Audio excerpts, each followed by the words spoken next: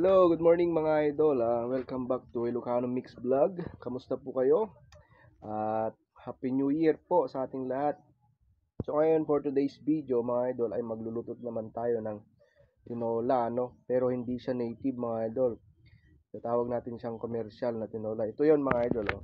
So ayan, simplihan na lang natin mga idol. Madali lang lutuin to. Ito yung ating broiler, no?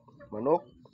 Yung mga ingredients natin, meron tayong bawang, sibuyas at yung natadtad na luya. Lahat po yan ay tinadtad natin ng pinong-pino mga idol. At meron din tayong papaya, kinuha lang natin sa kapitbahay. At yung malunggay, sa kapitbahay din yan mga idol. At yung magic sarap natin, yung pampasarap. At maglalagay tayo ng isang pirasong paminta. Durog po yan mga idol. So let's go! Una natin gagawin mga idol ay sisindan natin yung kalan at nakasalang na rin yung kawali natin, yung favorite nating kawali. At ang unang kakailangan natin ay yung mantika mga idol, panimula natin sa paggigisa. So mainit na yung kawali natin, maglalagay na tayo ng pamanimulang mantika, paggigisa mga idol. Hintayin natin ng minute na konti at saka natin ilagay yung ating bawang, sibuyas at luya.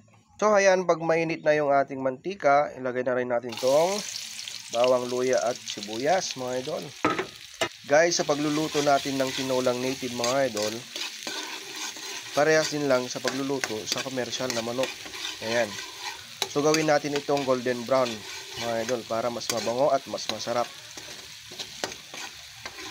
So ayan, habang inintay natin sa paggigisa ng bawang at sibuyas, mag-shoutout muna tayo mga idol sa lagi nating supporter at laging nag-send ng stars natin. Kay ading Harry James Biernes, yan, nasa Italy po siya at laging sumusubaybay sa ating vlog.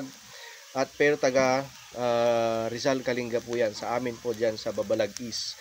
Shout out ading, God bless and Happy New Year. Ayun. Hindi ko man kayo mabanggit lahat, yung mga laging nagtutune in sa ating Facebook page at Facebook profile. Salamat po sa laging pagsubaybay. God bless po at Happy New Year. Ayan, bagong taon po sa ating lahat. So ayan, golden brown na mga idol. Ilalagay na rin natin itong manok mga idol. Ayan. Tapos haluin lang natin. Igisa natin hanggang medyo mag golden brown din itong manok natin.